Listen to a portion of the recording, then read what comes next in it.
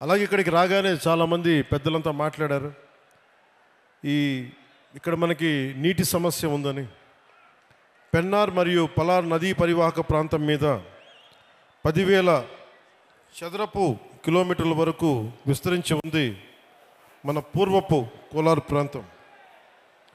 ఒకప్పుడు ఇది city of lakes, సరస్సుల నగరంగా పేరుగాంచిన బెంగళూరుకి దగ్గరలో ఉన్న ఈ కోలార్ ప్రాంతంలో దాదాపు 5,000 పైగా చెరువులు ఉన్నాయి. ఈ ప్రాంతం మన దక్షిణాసియా ఖండంలోనే ఎక్కువగా సరస్సులు, చెరువులు కలిగి ఉన్న ప్రాంతం. ఇది మన పూర్వీకులు, మధ్యయుగ పాలకులు నీటి సంరక్షణ, నీటి పరివాహక నిర్వహణ వారికి ఉన్న అపార విజ్ఞానానికి నిదర్శనం.